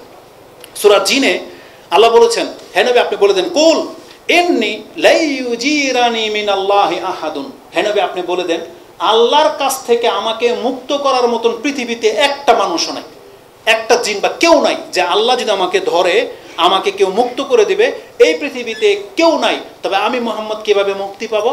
আল্লাহ আমাকে সে রাস্তা বলে দিয়েছেন। সেটা কি বলেছেন? ওয়ালান আজিদা মিন দুনিহি মুলতাহাদা, আর আল্লাহ ছাড়া আমি কোনো আশ্রয়স্থল পাবো না। তবে আমি কিভাবে নাজাত পাবো?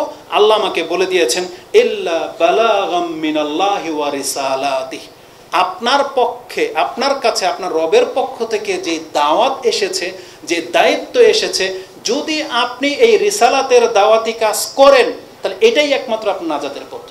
আপনার দাওয়াত কেউ গ্রহণ করুক বা না করুক, এটা যেমন মুহাম্মদ সাল্লাল্লাহু আলাইহি সাল্লামকে এই ওপিনিয়ন দেওয়া হয়েছে, এটা আমাদের প্রত্যেকটা মুসলিমকে। মুহাম্মদ সাল্লাল্লাহু আলাইহি ওয়াসাল্লামের দাওয়াতে যদি একজন ব্যক্তিও ঈমান না আনতো, মুহাম্মদ সাল্লাল্লাহু আলাইহি সাল্লামকে অপরাধী। এই হাদিস কি আছে না? বুখারীতে আছে, মুসলিমে আছে। রাসূল বলেছেন, উরিদা আলাইয়াল উমাম, আমার কাছে সমস্ত উম্মাগুলোকে পেশ করা হলো হাসরের মাঠে, এবং আমি দেখতে পেলাম বড় বড় দল। আমি ওদিকে তাকালাম, সাওয়াদুন আজিম, বিশাল এক দল দেখতে পেলাম।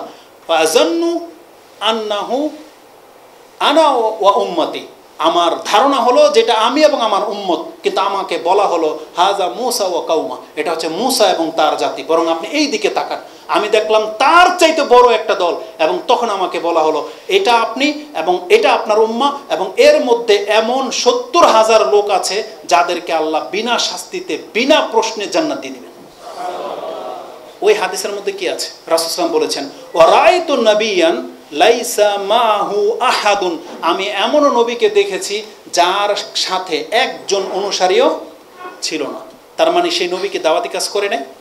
সেই নবী দাওয়াতি কাজ করেছে, কিন্তু তার ডাকে একজনও সাড়া দেয়নি।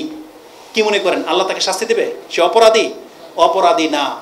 তার নাজাতের পথ কোনটা? সে দাওয়াত দিয়েছে, এটাই তার নাজাতের পথ। কেউ গ্রহণ করুক না না করুক, এটা নাজাতের পথ না। আপনি দাওয়াত দিয়েছেন, এটাই আপনার নাজাতের পথ। এটা যেমন মুহাম্মদুর রাসূলুল্লাহ সাল্লাল্লাহু আলাইহি ওয়াসাল্লামের জন্য নাজাতের পথ, এইটাই আমাদের জন্য নাজাতের পথ। এখন আমরা যদি দাওয়াতি কাজ ছেড়ে দেই, এটা আপনার, আমার এবং আমাদের জাতির জন্য কতটা ক্ষতিকর। আসুন আমি আপনাকে, যেহেতু সময় কয় মিনিট আছে? শেষ 10 মিনিট।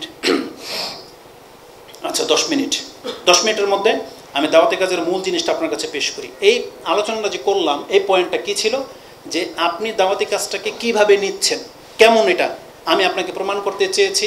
দাওয়াতি কাজের বিকল্প বা এর চাইতে উত্তম আর কোনো কাজ নাই, উত্তম কোনো কাজ নাই। আমি এখন তো বক্তব্যের ফিল্ডে আছি। আপনাদের মতো যদি 10 জন ব্যক্তি আমাদের মতো বক্তা হয়ে যান, আমাদের রিজিকে ঘাটতি পড়বে? ঘাটতি পড়বে না, কোনো ঘাটতি পড়বে না। তার মানে আপনি এই ফিল্ডে চলে আসেন, আপনি দেখতে পাবেন। আমি অনেক যুবকরা জিজ্ঞেস করে যে শেখ, আমি মাত্র ফার্স্ট সেমিস্টারটা শেষ করেছি, এখন আমি কি করব? আমি জেনারেল পড়তে চাই না, আমি দায়ী হতে চাই। আমি ব্যক্তিগতভাবে তাদেরকে নিরাশ করি না, কারণ আমি জানি আল্লাহর কাছে সব সহজ।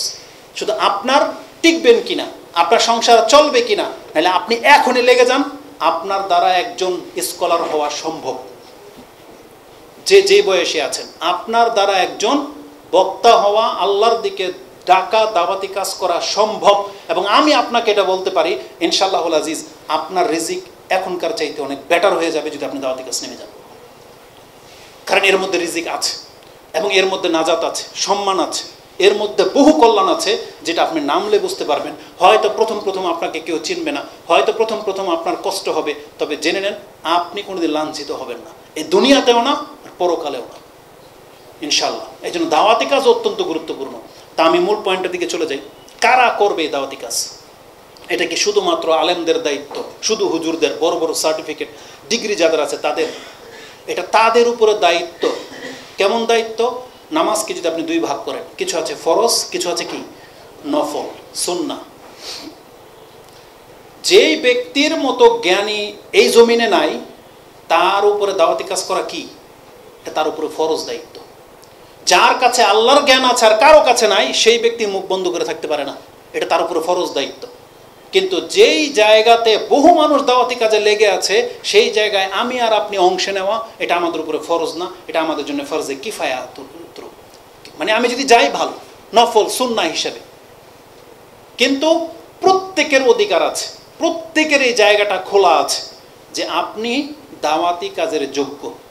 কোরআনের আয়াত আমি দেব, মুসলিম হিসেবে, মুসলিমের মানে উম্মতে মুহাম্মাদি হিসেবে, মুহাম্মদ সাল্লাল্লাহু আলাইহি ওয়াসাল্লামের উম্মত হিসেবে আপনার অধিকার আছে, মুসলিম হিসেবে আপনার অধিকার আছে। কারণ আল্লাহ আমাদেরকে কোরআনে কি বলেছেন? তোমাকে উম্মতি মুহাম্মাদি করে পৃথিবীতে এই সময়ে নিয়ে আসার মানি হলো তুমি মানুষকে ভালো কাজের আদেশ করবে, তুমি মানুষকে মন্দ কাজ থেকে নিষেধ করবে। এটা প্রত্যেকটা মুসলিমের দায়িত্ব, এটা আল্লাহ বলেছেন কোরআনে। তার মানে আল্লাহ খাসভাবে দায়িত্বটা কোনো কাউকে একজনকে দিচ্ছেন না, নবীর পরে এই দায়িত্বটা তার উম্মতের প্রত্যেকটা ব্যক্তির ঘাড়ে রয়েছে। তাহলে যারা এই সম্পর্কে বেশি যোগ্য, তাদের উপরে ফরজ দায়িত্বের মতো, আর যারা এই ব্যাপারে মাহের হতে পারেন নাই, যার কাছে সঠিক জ্ঞান পরিপূর্ণ নাই, তার ক্ষেত্রে আমরা বলবো না, আপনি ফতোয়াবাজিতে যেন না। যেমন আমরা ফতোয়াবাজি করি না, আমাদের যে কোনো কঠিন মাসটা আমরা বড়দের কাছে ঠেলে দেই, ওটা আমাদের দায়িত্ব না। কিন্তু যতটুকু আপনি পারেন ততটুকু যে আপনাকে প্রচার করতে হবে, এটা যে আপনাদের প্রত্যেকের দায়িত্ব। আসুন এই সম্পর্কে শুধু 2টা দলিল আমি আপনাকে দেব। একটা, আল্লাহ সুবহানাহু ওয়া তাআলা বলেছেন, ওয়ালতাকুম মিনকুম উম্মাতুন ইয়াদউনা ইলাল খায়র, তোমাদের মধ্যে এমন একটা দল থাকতেই হবে যারা মানুষকে কল্যাণের দিকে ডাকবে। এটা থাকতেই হবে আমাদের মধ্যে। তার মানে আপনিও তাতে অংশ নিতে পারেন। এই আয়াতটা সূরা আলে ইমরানের 104 নম্বরে রয়েছে। এবং রাসূলুল্লাহ সাল্লাল্লাহু আলাইহি সাল্লাম বলেছেন, ফাওয়াল্লাযী নাফসি বিয়াদিহি ইন্নাহা লাউ ওয়াসিয়াতুহু ইলা উম্মতিহি ফালিয়ুবাল্লিগি শাহিদুল গায়ব। আব্দুল ইবনে আব্বাস রাদিয়াল্লাহু তাআলা আনহুমা তিনি বলতেছেন, রাসূলুল্লাহ সাল্লাল্লাহু আলাইহি ওয়াসাল্লাম বিচারের মাঠে, আমি আল্লাহর কসম করে বলতেছি, রাসূলুল্লাহ সাল্লাল্লাহু আলাইহি ওয়াসাল্লাম তার উম্মতের উপরে ওসিয়ত করে গেছেন। কি ওসিয়ত? ফালিয়ুবাল্লিগ আশ-শাহিদুল গায়ব, যারা উপস্থিত আছো তোমাদের উপরে দায়িত্ব এই কথাটা তাদের পর্যন্ত পৌঁছে যাও যা তারা অনুপস্থিত আছে। তার মানে আজকে আপনি এই বক্তব্য শুনলেন, এটা আপনার উপরে দায়িত্ব যে এই কথাগুলো আপনি মানুষের কাছে প্রচার করবেন। আপনি জুমার খুতবা শুনেছেন, আপনার ঘরে সেটা প্রয়োগ করবেন, এটা আপনার দায়িত্ব। আপনি জানছেন আল্লাহ আরশে আজিমের উপরে আছে, এটা প্রচার করা আপনার দায়িত্ব। আপনি জানতেছেন যে আমাদেরকে সুন্নাহ মানতে হবে, এটা প্রচার করা আপনার দায়িত্ব। আপনি মুখ বন্ধ করে থাকতে পারবেন না। আপনি জেনে গেছেন সুন্নাহগুলা, যেটা সুন্নাহ, আপনি মুখ বন্ধ করে থাকতে পারবেন না ফিতনার ভয়। আজকে আপনার মুখ বন্ধ দেখে এই 10 জনের ঘাড়ের উপরে পড়েছে। যদি আপনিও মুখ খুলতেন ব্যাপারটা হালকা হয়ে যেত। আপনার সমাজের মসজিদের একজন সুন্নাহ মানে, আপনি মুখ বন্ধ করে আছেন বিদায় তাকে মসজিদ থেকে বের করে দিতে সাহস পেয়েছে। কিন্তু আপনি যদি জায়গা মতো হকটা বলতেন যে হ্যাঁ এটা কোরআন হাদিসে আছে, ব্যাপারটা মিটে যেত। কিন্তু আপনি বাইতুল মুকাররম মসজিদের মতো ইমাম, এটা রাষ্ট্রীয় মসজিদের ইমাম হয়ে যদি সুন্নাহর উপরে ব্যঙ্গ করেন, তাহলে বলেনি জাতির কি অবস্থাটা হবে। তো রাসূলুল্লাহ সাল্লাল্লাহু আলাইহি ওয়াসাল্লাম এটা ওসিয়ত করে গেছেন, ফালিয়ুবাল্লিগ আশ-শাহিদুল গায়ব, যারা উপস্থিত আছো, মানে যার কাছে জ্ঞান চলে আসছে, এটা তোমার দায়িত্ব, তুমি অন্যের কাছে প্রচার করবে। এই ক্ষেত্রে বলা হয়নি যে তুমি সার্টিফিকেট অর্জন করো, বলছো তোমার কাছে যে জ্ঞানটা পৌঁছে গেছে সেটা তুমি প্রচার করো। এবং ওই ভাষা তো আপনি জানেন, রাসূল কি বলেছেন? বাল্লিগ আন্নি ওয়ালাউ আয়া। আর একটা মাসলা, একটা আয়াত জানছো, এটা প্রচার করো। পৃথিবীর বহু সাহাবী অতীত হয়ে গেছেন যাদের কাছে রাসূলের সব হাদিস ছিল না, 1টা 2টা 10টা 20টা, যে যতটা সংরক্ষণ করতে পেরেছিলেন সেটা কি তারা প্রচার করে যায় নাই? সেটাই তার দায়িত্ব পুরো করে গেছে। তাহলে আমরা কেন এটাকে শুধু আমাদের আলেমদের দিকে ঠেলে দিচ্ছি? এই সালাফি মানহাজের দাওয়াত, কোরআন সুন্নাহর দাওয়াত প্রচার প্রসার করা, এটা শুধু সালাফি মানহাজের হুজুরদের, ইমামদের দায়িত্ব না, এটা প্রত্যেকটা অনুসারীর দায়িত্ব। আপনি হয়তো ক্রিটিক্যাল বিষয়ে যাবেন না, কিন্তু আপনি এখন যেই হকটা বুঝতেছেন, একটা হিন্দুর কাছে গিয়ে আপনি কথা বলতে পারেন না, কেন আপনি মূর্তি পূজা করেন? আল্লাহর উপর ঈমান আনেন। আজ পর্যন্ত আমরা শুধু দাওয়াত বলতে কি বুঝি এগুলো। তাহলে অমুসলিমদের কাছে এই হক কথাটা দাওয়াত কে পৌঁছাইব? এটা সুদখোরকে বলেন এটা সুদ খাওয়া জায়েজ নেই, আপনার বাপ হোক মা হোক সবাইকে বলেন না যে জর্দা খাওয়া ছেড়ে দেন। কথাটা তো বলতে হবে, কাউকে তো বলতে হবে, বড় ভাইকে, যে ভাই আপনি অনেক ভালো মানুষ, অন্তত 5 ওয়াক্ত নামাজটা পড়ে, এই কথাটা তো বলতে হবে। নাকি এটা বলতে গেলে আপনার সার্টিফিকেট লাগবে? এই জন্য আমি বলতে চাচ্ছি, দাওয়ার কাজে প্রত্যেকটা ব্যক্তির অংশ রাখার উন্মুক্ত অফার আছে, উন্মুক্ত অফার। এবং যেটা করবেন আপনার জন্য কল্যাণকর। আমি আমার বক্তব্যকে শর্ট করে দিচ্ছি, যদিও এখানে অনেকগুলো ব্যাপার ছিল। ওই হাদিসটা স্মরণ করে দিই। আলী রাদিয়াল্লাহু তাআলা আনহু রাসূল কি বলেছেন? যে তুমি মানুষের কাছে ইসলাম প্রচার করো, তাদের উপরে যা ফরজ সেটা প্রচার করো। ওয়াল্লাহি, আল্লাহর কসম করে বলতেছি, লা ইয়াহদিয়াকা আল্লাহু রাজুলান ওয়াহিদান, তোমার মাধ্যমে যদি আল্লাহ কোনো ব্যক্তিকে, একজন ব্যক্তিকে হেদায়েত করে দেন, হেদায়েত করে দেন, বিকা রাজুলান খায়রাল লাকা মিন আইয়াকুনা লাকা হুমুরিন নাম, তাহলে সেটা তোমার কাছে ওই একটা লাল উট অর্জন করার চাইতেও বেশি শ্রেষ্ঠ হবে। এই হাদিসটা তো আমরা সবাই জানি। এই হাদিসের সাথে আরেকটা অতিরিক্ত কথা আছে। সেখানে কি আছে জানেন? রাসূলুল্লাহ সাল্লাল্লাহু আলাইহি সাল্লাম বলেছেন যে সেটা তোমার জন্য দুনিয়া এবং দুনিয়ার মধ্যে যা আছে তার থেকে শ্রেষ্ঠ হবে। সে হাদিসের নাম্বারটা বলে দিই, খায়রুল লাকা মিনাদ দুনিয়া ওয়া মা ফিহা। এই হাদিসটা আপনি পেয়ে যাবেন আজ-জুহুদ আর-রিকাক লি ইবনে মুবারক। ইবনুল মুবারক যে রয়েছেন রাহিমাহুল্লাহ, তার একটা কিতাব আছে আজ-জুহুদ, তাতে আপনি 1375 নম্বর এটা পেয়ে যাবেন। মক্তবে শামিলার মধ্যে আছে যে রাসূল বলেছেন, তোমার মাধ্যমে যদি একজন ব্যক্তিকে আল্লাহ হেদায়েত করে দেয়, আরেকজন ব্যক্তি পুরো দুনিয়া অর্জন করেছে, কিয়ামতের মাঠে তুমি দেখতে পাইবা এই একজন হেদায়েতকারীর কারণে তুমি দুনিয়ার সমস্ত সম্পদের চাইতে বেশি কিছুর মালিক হয়ে গেছো। এই জন্য হেদায়েত অত্যন্ত গুরুত্বপূর্ণ। একটা মানুষ আপনার কারণে আল্লাহকে চিনে যাবে, এটা কত বড় ব্যাপার আপনি মনে করেন? কত বড় ব্যাপার, অনেক বড় ব্যাপার। এজন্য আমাদেরকে হেদায়েতের কাজ করতে হবে, দাওয়াতি কাজ করতে হবে। আর দাওয়াতি কাজের সবচেয়ে বড় এবং মুখ্য বিষয় যেটা, যেই কারণে আজকে আমি আর আপনি এখানে, ওই যে প্রথমে কথাটা বলেছিলাম, আল্লাহ যদি বাংলাদেশকে হালাক করে দিত পিস টিভির আগে, তাহলে আমি আর আপনার মতন ব্যক্তি কোনোদিন আহলে হাদিস শব্দটা না শুনি নাই, শুনতাম না কোনোদিন। নাকি কথাতে দ্বিমত আছে আপনার? কারণ বাংলার জমিনে আহলে হাদিস ছিল, সালাফির দাওয়াত ছিল চাঁপাইনবাবগঞ্জ, রাজশাহী, ওই টাঙ্গাইল, ও কত উমুক তুমুক জায়গায়, কিন্তু আপনার আমার কান কোনোদিন শুনে নাই। কিন্তু আল্লাহ সুবহানাহু ওয়া তাআলা এই নেটের জগতে প্রত্যেকটা ঘরে, রাসূল বলেছে না, কিয়ামতের পূর্বে ইসলাম ঢুকবে, সেটা পাকা বাড়ি হোক কাঁচা বাড়ি হোক, প্রত্যেকটা ঘরে বিইজ্জে আজিজিন ও বিজিল্লি জালিল, হয় সম্মানের সাথে ঢুকবে, না হলে লাঞ্ছিত করে তারপরে ঢুকবে। তার মানে ঢুকবে, এটা সত্য। আমরা সেই ইসলামের দাওয়াত পেয়ে গেছি। তাহলে এই যে সময়টা, এটা কি এতদিন যে আল্লাহ অপেক্ষা করলেন, কিসের কারণে? আপনার আমার হেদায়েতের কারণে। হতে পারে বাংলার জমিনে যত অপকর্ম হচ্ছে, তারপরে বাংলাদেশ টিকে আছে, অথচ কোথায় আগুন লেগে গেছে, বন্যায় ডুবে যাচ্ছে, আপনি সব নেটে দেখতে পাচ্ছেন। কিন্তু কেন বাংলার জমিনে এখন পর্যন্ত টিকে আছে? হতে পারে আজকের এই সেমিনারের মধ্যে কোনো একজন হয়তো নামাজি হবেন, নাকি না? আল্লাহর দুনিয়ার বিচিত্র আপনি আমি দেখি না, আল্লাহ দেখে। এই জন্য দাওয়াতের বরকত আপনি কি বুঝাবো? সর্বশেষ একটা আয়াত শুধু বলে দিয়ে আজকের বক্তব্য শেষ করে দেব। সেটা সূরা হুদ 11 নম্বর সূরার 117 নম্বর আয়াত। আল্লাহ বলেছেন, যেই জাতির মাঝে দাওয়াতি কাজ করার মতো লোক আছে, সেই জাতিটা কত ভাগ্যবান। যে দাওয়াতি কাজ করে সে নিজে ভাগ্যবান, যে জাতির মাঝে দাওয়াতি কাজ করা হচ্ছে সে জাতিটা ভাগ্যবান, যারা দাওয়াতটা গ্রহণ করে নিচ্ছে তারাও ভাগ্যবান। কত বড় ভাগ্যবান যে জাতিতে দাওয়াতি কাজ হয়। আল্লাহ বলতেছেন, ওমা কানা রাব্বুকা লিইহলিকাল কুরা বিজুলমিন, আল্লাহ সুবহানাহু ওয়া তাআলা এমন নন যে কোনো জাতিকে হালাক করে দিবে তাদের পাপের কারণে। তারা পাপী, আল্লাহ বলছে বিজুলমিন, তারা পাপী। তাদের পাপের কারণে আল্লাহ তারপরও তাদেরকে হালাক করবেন না। কোন গুণ থাকলে? আল্লাহ সুবহানাহু ওয়া তাআলা বলতেছেন, ওয়া আহলুহা মুসলিহুন, তাদের মধ্যে এমন জাতি আছে যারা মানুষের ইসলাহের কাজে লেগে আছে, মানুষের পাপের ক্ষেত্রে বাধা দেয়, ভুলটাকে শুধরে দেয়, আল্লাহর দিকে ডাকে, নামাজের কথা বলতেছে, হালাল খেতে বলতেছে। ওয়া আহলুহা মুসলিহুন, যাদের মাঝে এমন ব্যক্তিরা থাকবে যে সে তার জাতির কল্যাণ চায়, পরিবর্তন চায়, ওই লোকগুলো যতদিন বাকি থাকবে, তোমার রব, এটা আল্লাহ বলতেছেন, তোমার রব ওই মন না, এটা তার সুন্নাহ না যে এমন একজন লোক বাকি থাকবে তারপরও সেই জাতিকে হালাক করে দেবে না, হালাক হবে না। এটা হচ্ছে দাওয়াতি কাজের সবচেয়ে বড় বরকত। আজকে আমাদের বাংলার জাতি টিকে আছে শুধু দাওয়াতের কারণে। অতএব আমরা রাগ গোসা দেখাবো না, দায়ীদেরকে আল্লাহ রহমত স্বরূপ পাঠিয়েছে এই পৃথিবীতে। আরব দেশের একজন শেখ, মানে কোনো একটা, আমি তো যেহেতু ঘটনা বলি না সেজন্য, কিন্তু কত চমৎকার কথা বলেছেন যে হজে একজন মহিলা আসছে বেপরদা হয়ে, মানে একদম বিশৃঙ্খল অবস্থা। কোনো একজন শেখ হয়তো সেখানে ছিল, তাকে নিষেধ করলেন যে তুমি এখানে ফিতনা ছড়ায় না, এখান থেকে চলে যাও, পর্দা করবা, চলে যাও। সেই মহিলা ওপেন বলছে, আমি তো আসছেই এই হাজিদেরকে ফিতনায় ফেলার জন্য। তখন সে শেখ কি করেছেন, যিনি দায়ী, তিনি সাথে সাথে আল্লাহর কাছে হাত তুলে বলছেন, আল্লাহ তুমি একে ক্ষমা করে একে হেদায়েত করো। সেই মহিলা শুনে আশ্চর্য হয়ে গেছে, যেখানে তাকে লানত করার কথা ছিল, সে আল্লাহর কাছে 2 হাত তুলে বলছে, আল্লাহ একে ক্ষমা করে দাও, একে হেদায়েত করো। সেই মহিলা সাথে সাথে সেখান থেকে চলে গেছে, পর্দা করছে। তার অন্তর মানে লেগে গেছে যে আমার জন্য ক্ষমা চাইলো। তার মানে তিনি বুঝাতে চাইলেন, যারা দায়ী হবে, যারা মানুষকে সত্যের দিকে ডাকবে, তারা কোনোদিন কাউকে লানতান করতে পারে না।